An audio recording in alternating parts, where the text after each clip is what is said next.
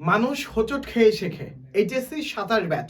তুমি যদি এখন এমন পর্যায়ে থাকো যে তোমার অর্ধবার্ষিক পরীক্ষা শুরুটা তেমন মন মতো হয়নি এবং অর্ধবার্ষিক পরীক্ষা দিতে দিতেই তুমি বুঝছো যে তোমার প্রিপারেশনটা আর একটু গোছানো হলে ভালো ছিল এবং তোমার পড়াশোনাটা আর একটু বেটার হলে ভালো ছিল, তো তুমি যদি এই দলে হও তাহলে এই ভিডিওটা অবশ্যই তোমার জন্য।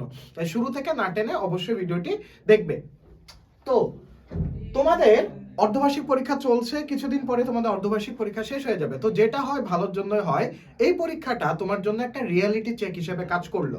অর্থাৎ এই পরীক্ষাটার মাধ্যমে তুমি বুঝতে শিখবে যে তোমার দুর্বলতাটা আসলে কোথায়। নিজের দুর্বলতাটা আসলে ট্র্যাক করো। কিভাবে ট্র্যাক করবে?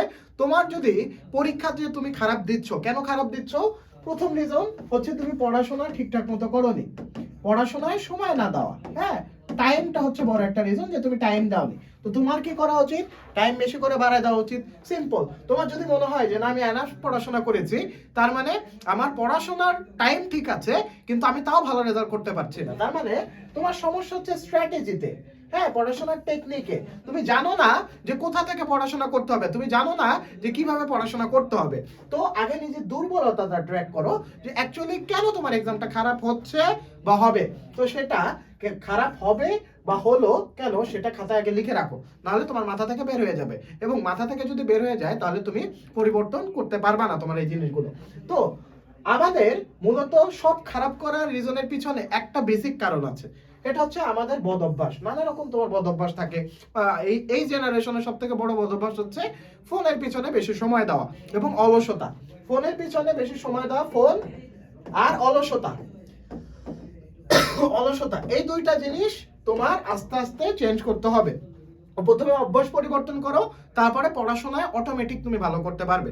তারপরে সবার লাস্টে যে জিনিসটার উপর তোমার কাজ করা উচিত সেটা হচ্ছে পড়াশোনার টেকনিক। অর্থাৎ সবগুলো চ্যাপ্টার তোমার পড়ার দরকার নেই এবং সবগুলো চ্যাপ্টারে সবগুলো টাইপ থেকে তোমার ম্যাথ আসে না। তুমি যদি কমার্সের স্টুডেন্ট হয়ে থাকো তাহলে অ্যাকাউন্টিং, ফাইন্যান্সের ক্ষেত্রে তোমার টার্গেটেড কিছু চ্যাপ্টার থাকা উচিত, যে চ্যাপ্টার থেকে যদি কোয়েশ্চেন আসে তোমাকে কেউ ঠেকাতে পারবে না, এমন একটা কনফিডেন্স বিল্ড করা উচিত।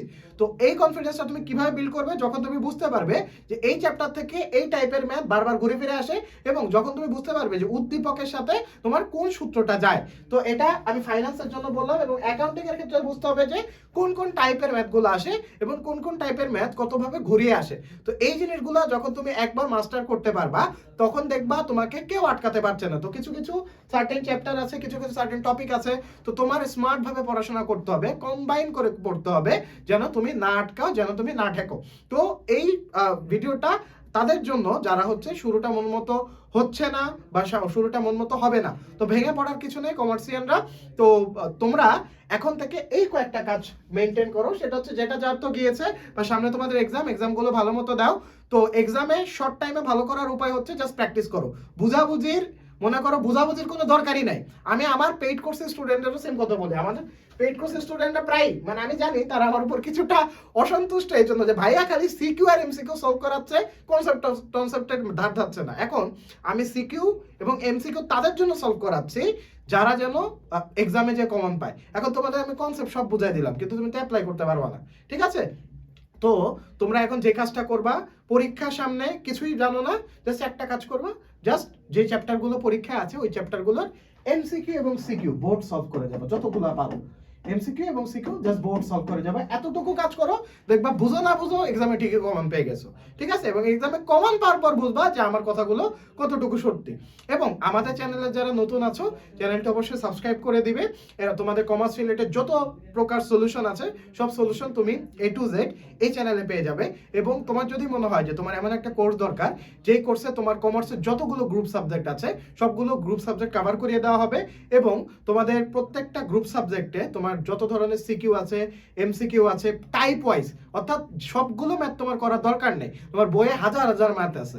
তো আমরা তোমাকে সেই ম্যাথগুলোই করাবো যেই ম্যাথগুলো পরীক্ষায় আসে, ঠিক আছে? এবং আমাদের প্রত্যেকটা ক্লাস হয় কিন্তু অ্যানালাইসিস ভিত্তিক।